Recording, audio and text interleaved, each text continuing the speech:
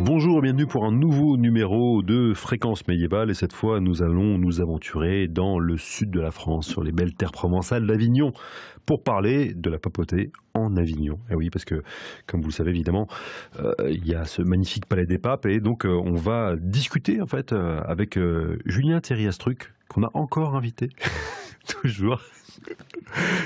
Merci encore une fois d'avoir accepté notre invitation. C'est toujours un plaisir. Mais merci beaucoup. Donc pour parler donc de cette installation de la papauté en Avignon, installation extrêmement importante qui change le visage de l'Église et même on peut le dire un peu du christianisme en l'occurrence au Moyen Âge, à la fin du Moyen Âge. Alors Julien, commençons par le commencement. La papauté s'installe à partir de quand en Avignon, hein?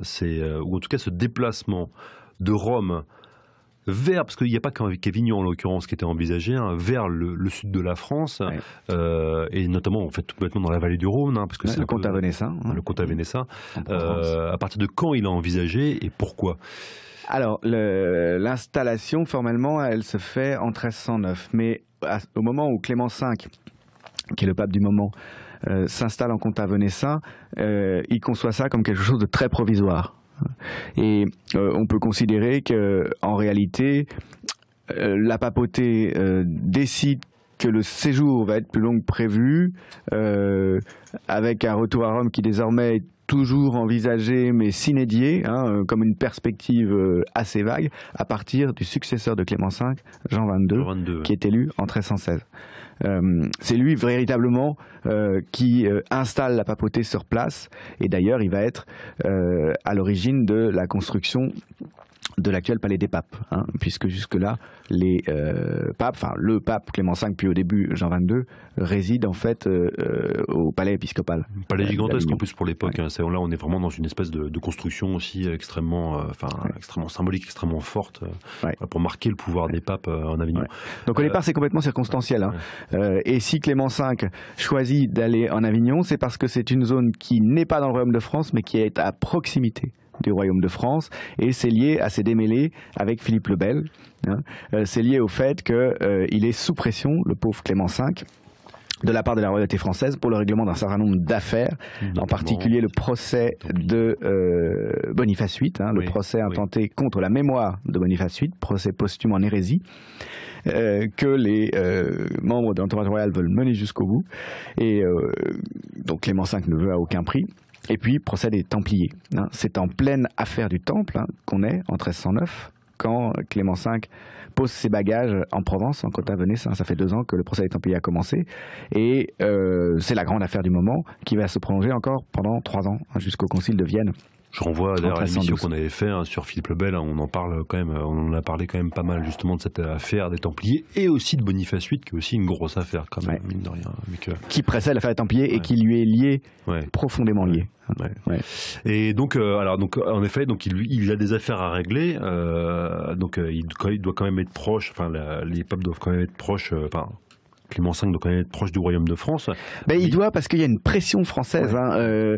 On est vraiment à un moment où la royauté française considère que il y a une mission religieuse, christique, quasi pontificale, qui est impartie au roi de France. Et là, en fin de compte, on a quasiment une remise en cause un petit peu quand même de la réforme grégorienne en fin de compte. Hein. De l'esprit de la réforme grégorienne, assurément. On en a parlé à l'émission qu'on était consacrée à ça. Là, en fin de compte, c'est plus l'empereur qui, en fin de compte, ou en tout cas, c'est moins les empereurs à cette époque-là qui vont remettre en cause la mission papale que la royauté française. Qu'un nouvel acteur, en l'occurrence, dans le jeu, c'est la monarchie capétienne, post-Saint-Louis en plus. Hein, voilà, on a quand même une monarchie qui dit, nous, chez nous, un de nos ancêtres était un saint quand même. Donc, Et on peut considérer que, de facto, c'est la fin de la période théocratique, le règne de Clément V. Alors pourtant, et l'installation 1300, ça avait été en Avignon. Oui, mais la célébration. Tu sais, 1302, juste avant, c'est Unam Sanctam, la bulle Unam Sanctam, qui est un paroxysme théocratique. C'est le grand manifeste de la théocratie pontificale. Elle commence, le titre dans les registres pontificaux, c'est tous toute créature humaine doit être soumise au pontife romain par nécessité de salut. Ah oui. C'est le texte qui est au sommet de la théocratie pontificale. Mais l'année suivante, et c'est Boniface VIII, c'est 1302. L'année suivante, c'est l'attentat d'Ananie, puis la mort de Boniface. Lui succède Clément V, qui va se trouver à son corps défendant satellisé par la royauté française, et on peut considérer que la période de la théocratie se clôt à ce moment-là. Il y a quand même aussi, il faut expliquer qu'il y a aussi des menaces en Italie, notamment à Rome, de la part de l'aristocratie locale. Par ailleurs, il est compliqué pour la papauté de retourner en Italie, mais c'est pas le premier facteur quand même d'éloignement au départ. Le premier facteur, c'est la pression de la royauté française. Il y a pas mal de moments d'ailleurs entre 1305 et 1312 où Clément V est de facto quasiment prisonnier dans le royaume. Ah, bah, complètement. Ah oui. Complètement. Où il est sous la menace de l'armée royale française, et s'il cherchait manifestement à partir en Italie, on l'en empêcherait. Ouais, et en plus, faut pas oublier que par exemple le concile qui a déclaré en fait, qui a mis fin à l'ordre des Templiers en 1312, c'était à Vienne. Le concile de Vienne. Ça, à bonne souvenance. Tout près d'Avignon. Sous pression quasiment directe des hommes d'armes de Philippe le Bel. Tout à fait. Donc là, c'était pression militaire, en fait, extrêmement violente.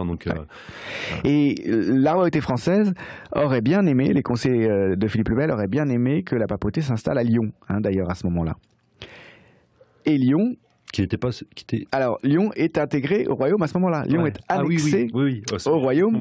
À ce moment-là, la Grande Philippine, c'est 1307, le texte royal qui règle les modalités d'annexion de facto de Lyon au royaume, alors que c'était jusque-là un archevêché d'empire dans une large mesure souverain, avec une juridiction autonome des archevêques, donc c'était une terre d'église.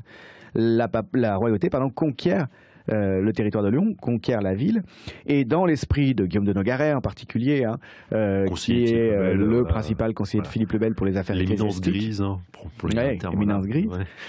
Il y a manifestement vocation de la papauté désormais à s'installer sur le territoire du royaume de France, tout simplement parce que le nouveau peuple élu, c'est le peuple des Gallici, c'est le peuple des Français. Et le premier défenseur de la foi sur terre, c'est le roi de France. D'accord.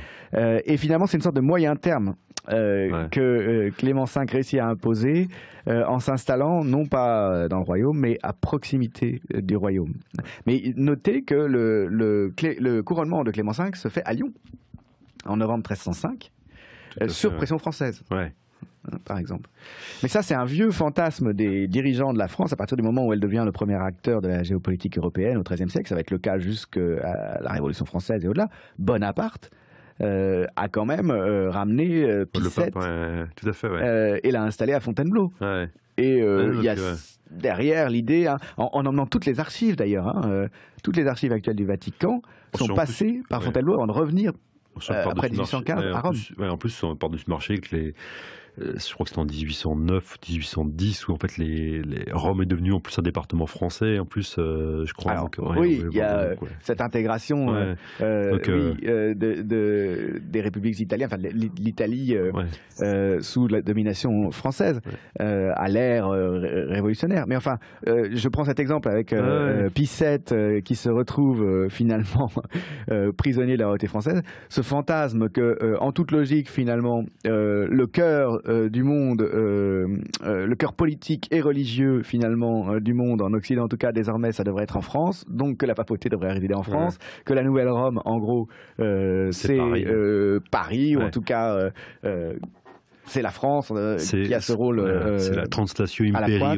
ce qu'on appelle la translation de l'empire, en fait, qui est quelque chose qui est central, en fait, qui est pas très clair, mais qui est central dans la pensée occidentale. En fin de compte, tous les grands royaumes, empires vont se penser comme une nouvelle Rome. La Russie, l'Allemagne, l'Allemagne impériale, la France, l'Angleterre, et même aujourd'hui les États-Unis. Quand on creuse un petit peu, donc on a cette espèce d'idée en fait de nous sommes la nouvelle Rome. Donc en effet, avoir un pape chez soi, c'est en fin de compte hérité de cette.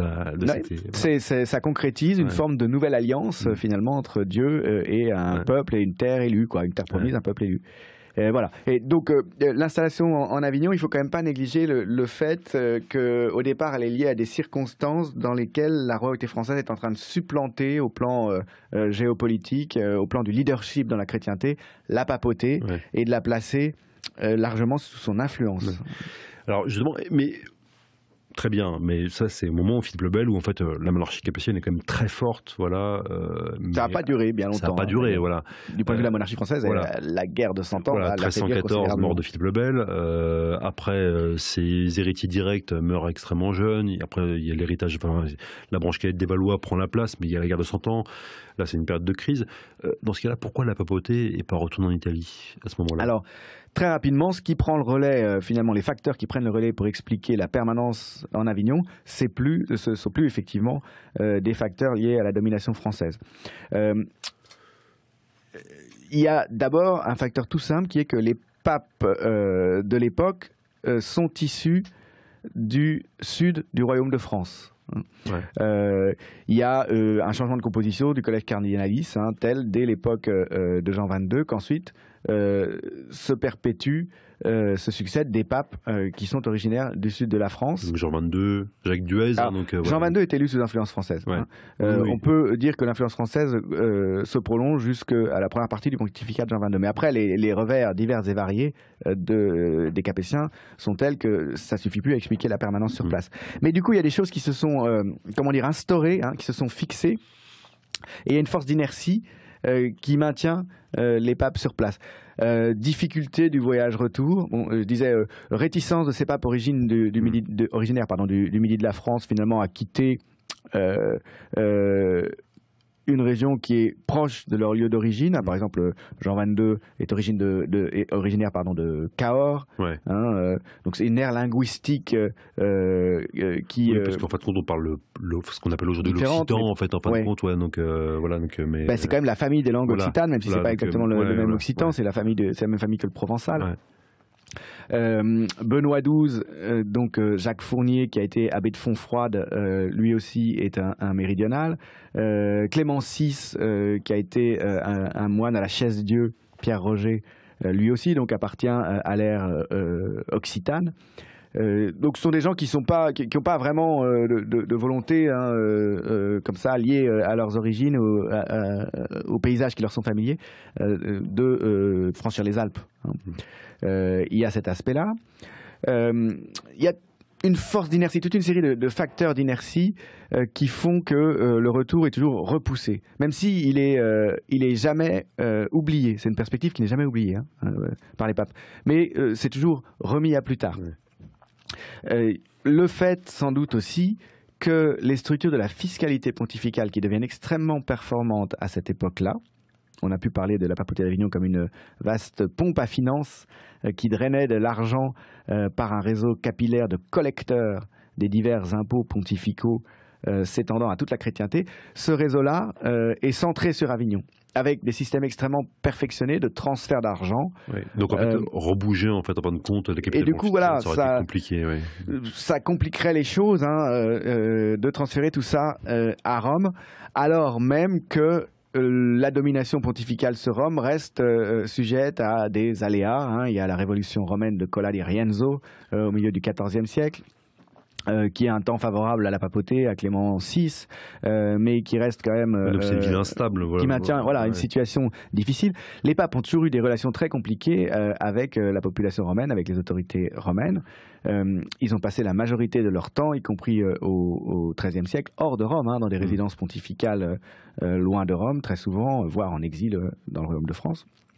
Donc voilà, c'est pas un lieu très sûr de ce point de vue-là, Rome, très rassurant, alors que la facilité, c'est quand même finalement de perpétuer ce séjour en comtat venessin, sachant, il fallait le souligner dès le départ quand même, que le comtat venessin était terre pontificale depuis 1274. D'accord. Ça faisait partie des dépouilles des comtes de Toulouse récupérées après la croisade albigeoise. Ouais. Les comtes de Toulouse, qui possédaient aussi la Provence comme leur titre principal ne l'indique pas, une bonne partie de la Provence, se sont trouvés dépouillés donc de leurs terres. Et le comtat, finalement, a fini par tomber dans l'escarcelle de la papauté en 1274. Pas encore la ville d'Avignon elle-même, qui est rachetée cependant en 1348. Mais enfin, le comtat, puis bientôt Avignon, appartiennent aux États pontificaux. Ouais. Donc le pape y est tout autant chez lui que dans l'Astium, qu'à Rome. Ouais. La logique de retour à Rome, finalement, elle est seulement, entre guillemets seulement, spirituelle. elle est seulement religieuse. Ouais, voilà. Ouais, c'est l'héritage de Saint-Pierre. Voilà, donc, ouais. La prééminence du pape dans l'Église est liée au fait qu'il est le successeur de Pierre. Ouais. Pierre, évêque de Rome. Pierre désigné comme prince des apôtres dans les évangiles par le Christ. Et il se trouve que Pierre a été le premier évêque de Rome, pas le premier évêque d'Avignon. Et qu'il a été martyrisé à Rome, pas à Avignon. Ouais. Donc, voilà. Après, du point de vue italien, évidemment, on considère que la papauté a vocation à être à Rome et en Italie. On considère même qu'il y a une captivité de la papauté en Avignon.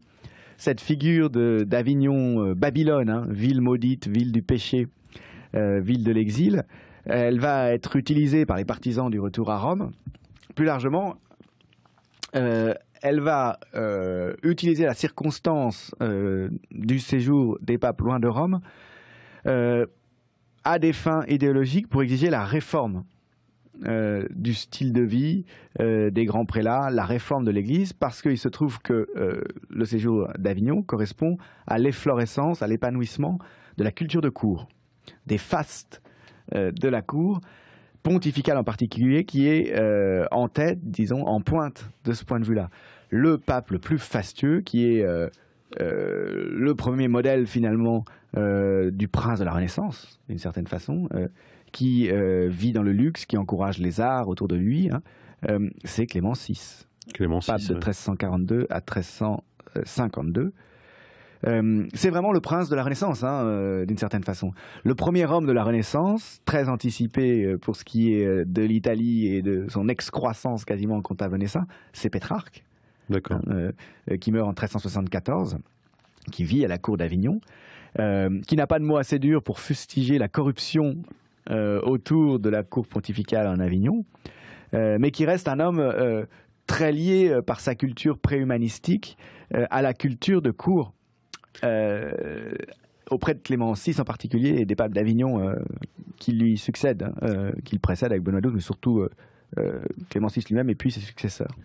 Et, si je résume bien, on a quand même une papauté qui part en Avignon parce qu'elle est un peu affaiblie quand même, hein, qui est mise sur orbite en fait du royaume capétien et qui, en fin de compte, une fois qu'elle est en Avignon, parce que les papes qui sont élus après qui sont originaires du coin restent.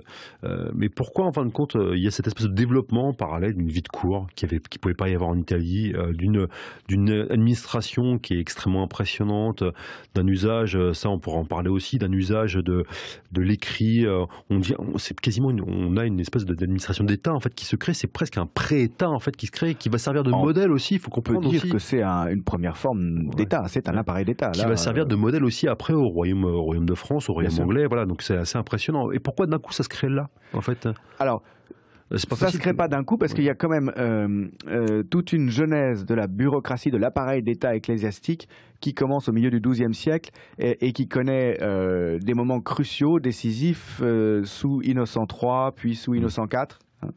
Il y a un développement au XIIIe siècle de l'administration pontificale. Parce que là, il y a volonté de devenir une théocratie, donc en fait, voilà, de gouverner en fait la chrétienté. En fait, voilà, donc, Mais déjà, les papes gouvernent en monarque de plus en plus absolu, tendanciellement absolu, l'Église elle-même, hein, la hiérarchie ecclésiastique. Ils prétendent pouvoir contrôler l'attribution de l'ensemble des bénéfices ecclésiastiques, par exemple. Ils font mener des enquêtes judiciaires de toutes sortes, ils reçoivent les appels.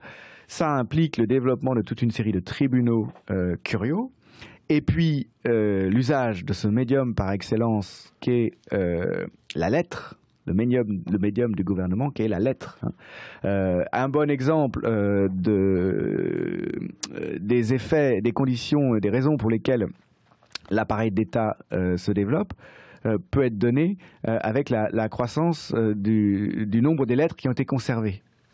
On a autour de 50 000 lettres pontificales qui sont conservées dans les registres du Vatican, recopiées avant d'être envoyées pour le XIIIe siècle. On en a 200 000 pour le XIVe siècle, donc, pour la papauté d'Avignon. Quadruplement en fait, hein, donc voilà.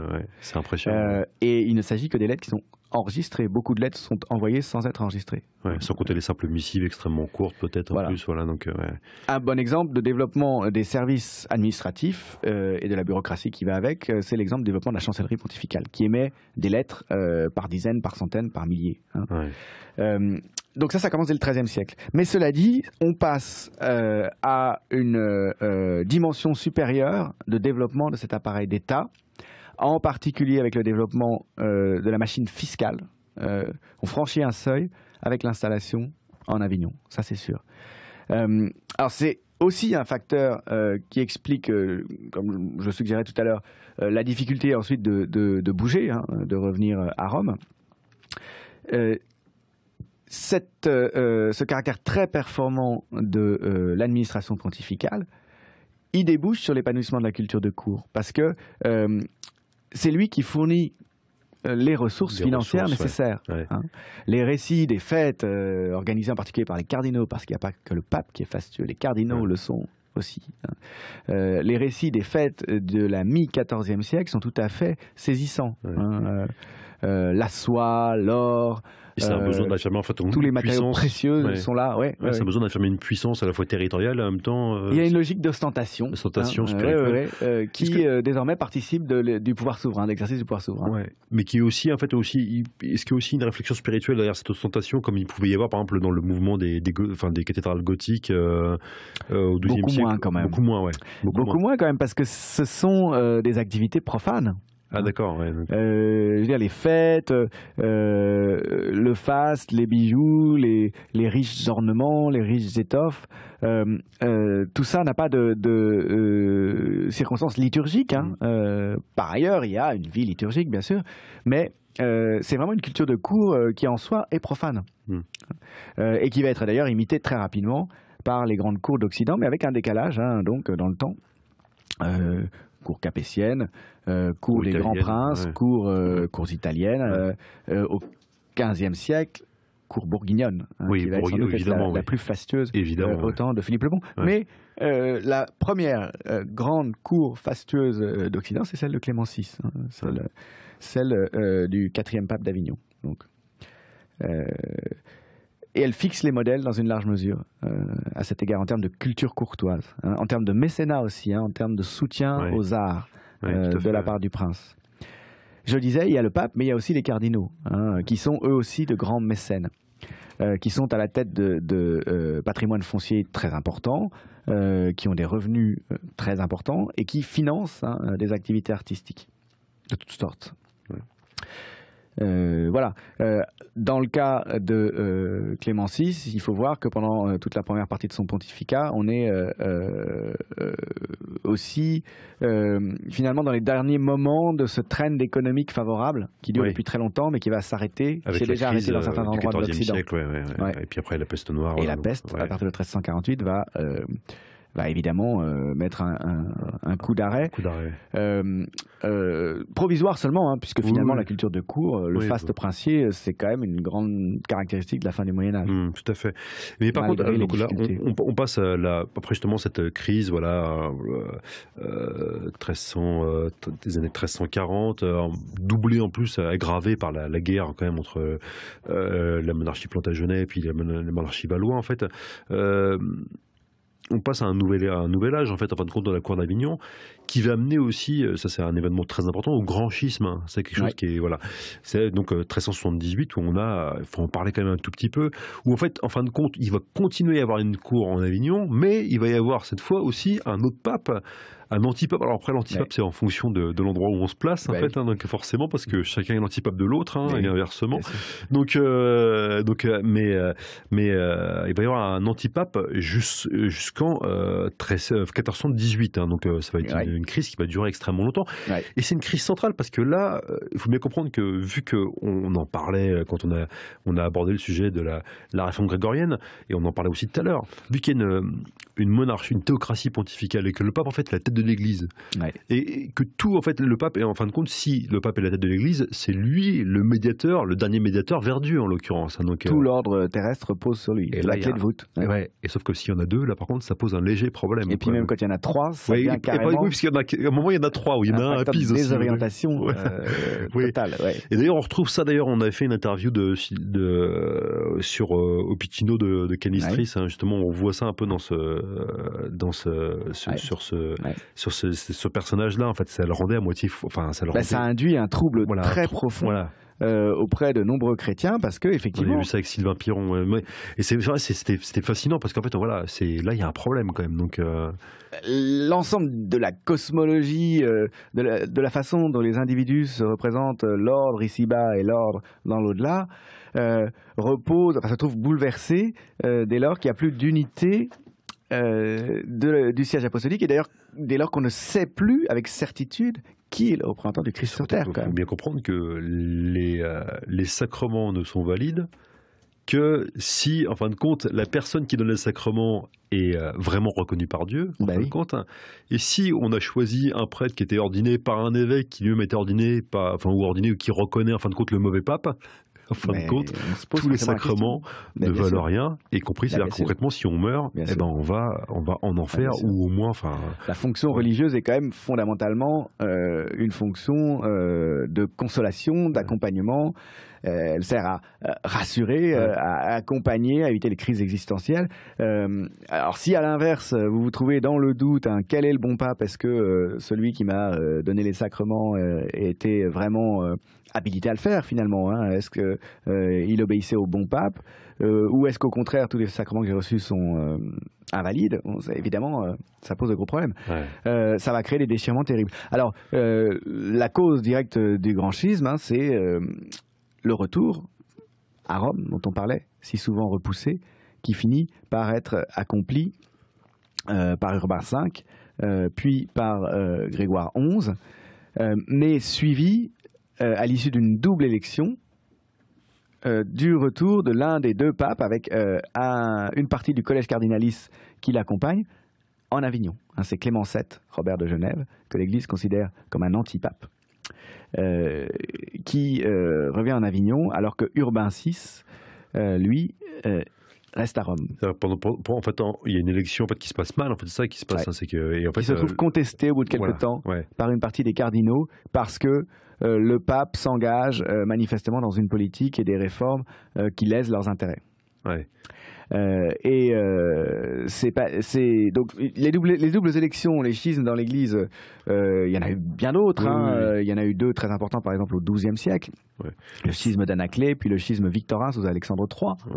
Généralement soutenu par les empereurs en plus, si donc il y a eu l'histoire du conflit entre l'Empire, c'était dans le cadre de la querelle sacerdotale de l'Empire dont on avait parlé une autre fois.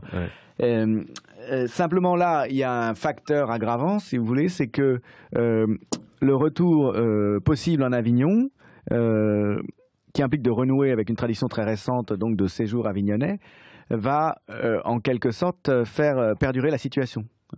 Et puis le fait que les grandes puissances vont se diviser entre diverses obédiences. Alors, je me souviens jamais, tu peux peut-être me le rappeler, mais qui choisit Avignon? Je pense que c'est les Français qui choisissent Avignon, évidemment. Et par contre, les Anglais, les Plantagenets choisissent Rome. Mais il y a aussi d'autres, parce qu'il y a aussi, par exemple, la Castille et l'Aragon qui choisissent leur camp et tout. Ça devient, c'est un jeu de domino, en fait. Bien sûr. Tous les États européens, on peut maintenant parler d'États sans être anachronique, toutes les formations politiques centralisées d'Europe choisissent qui le pape d'Avignon, qui le pape de Rome. Et donc évidemment, ça aggrave la crise, forcément. Parce que là, il y a des intérêts politiques. S'approfondit. Et donc ça dure 40 ans quand même. Réunion de divers conciles, d'assemblées générales de membres de l'Église pour essayer de se mettre d'accord.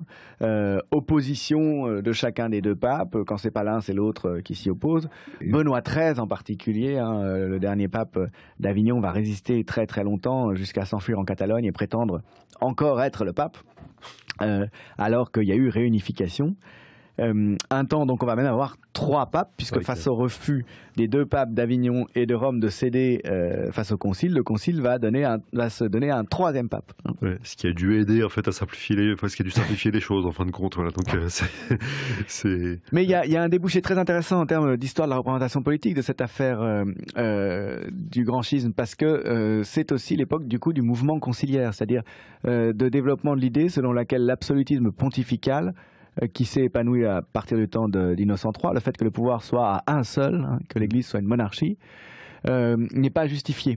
L'idée que, en fait, il devrait y avoir égalité entre les apôtres, finalement, que Pierre n'avait qu'une préséance honorifique, pas un pouvoir sur les autres, et que par conséquent, l'Assemblée des prélats, l'Assemblée du Concile est une autorité supérieure à celle du pape, ça va devenir de plus en plus le cheval de bataille de nombreux clercs. Ouais, mais ça va en fin de compte en partie aboutir, hein, mais... À tel point que le Concile de Bâle va refuser, se rebeller contre la papauté réunifiée, refuser d'obéir au pape, tenter d'imposer au pape l'obligation de réunir régulièrement le concile, lequel concile aurait vocation à vérifier, valider ou invalider l'action du pape. J'imagine bien que ça ne va pas beaucoup plaire au pape. On retrouve un petit peu, en fin de compte, les revendications qu'il pouvait y avoir avec les parlements, en fait, les premiers parlements qu'il pouvait y avoir en Angleterre ou en France, en fin de compte. Hein. Il y a cette espèce de... tout à fait similaire. Voilà. On n'est pas, attention, on n'est pas dans un parlement démocratique, hein, comme aujourd'hui, enfin là, on est élu et tout. Mais ça prend quand même un aspect. Le concile de Bâle, par exemple, réunissait des membres du bas clergé. Hein, donc c'était une assemblée assez large. Il faut juste que tu rappelles la date, par contre. Alors, le concile de Bâle, il se dissout finalement en 1439, mais il prend la suite du concile de Constance, qui se termine en 1415, et il est censé contrôler l'action de la papauté, hein, en quelque sorte. Va assister la papauté, exercer la souveraineté, potentiellement au-dessus de la papauté. Je sais qu'en plus, au même moment, il y a les Hussites, hein, si j'ai bonne souvenance. C'est l'époque de l'hérésie hussite, aussi. Donc, voilà. Une hérésie qui a réussi, en l'occurrence, quasiment. Parce que c'est la première à être adossée à un pouvoir séculier. Soutenu par des princes. Soutenu par des princes. Donc voilà, donc en effet, c'est assez fascinant. Et en fait, néanmoins, le mouvement conciliaire, ça va quand même aussi, en fin de compte, ça va atténuer, en fin de compte, cette puissance pontificale qui... Un temps, parce que la papauté sort vainqueur. Hein.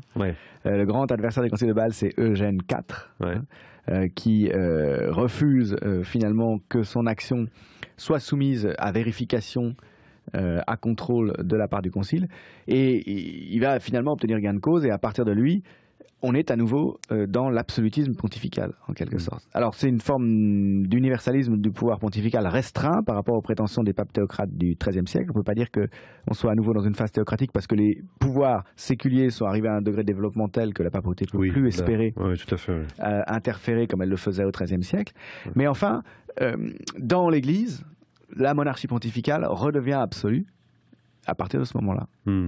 Elle n'a jamais complètement cessé de l'être depuis, hein, d'ailleurs. Le Concile de Vatican a réintroduit la collégialité. Ça a été un des maîtres mots du Concile de Vatican II. Mais enfin, encore aujourd'hui, le dernier mot, celui qui est décisionnaire en dernière instance dans le pape, il délègue énormément de choses, mais celui qui est décisionnaire dans l'Église, c'est le pape. L'infaillibilité papale, en plus, qui s'est... elle a même été ratifiée en 1870. Voilà, c'est au 19e siècle. Donc là où en fait les décisions du pape sont infaillibles parce que inspirées par Dieu. Donc en effet, là on est dans un... Écoute, on va... C'est bien, on a quasiment... Oui, si c'est bon, on est quasiment dans les temps pour une fois de nos émissions. Non, parce qu'on aime bien discuter, j'aime bien discuter avec toi, donc c'est vraiment... En plus, on aborde des sujets qui sont vraiment des sujets complexes et essentiels pour comprendre un peu cette histoire religieuse et même cette histoire sociale, politique du Moyen-Âge. Julien, je te remercie d'avoir accepté une nouvelle fois notre invitation. Je suis toujours très content de notre causerie. C'est super. Donc tu reviendras. Merci pour les invitations. Avec plaisir. C'est super. Donc merci à toutes et à tous d'avoir écouté. Merci aussi à Exomen qui, je rappelle, c'est lui en fait, c'est notre monteur favori, celui qui monte les émissions et celui en plus qui a fait aussi la musique du générique. Merci à lui et rendez-vous à très bientôt pour un nouveau numéro de Fréquence médiévale. Merci à vous.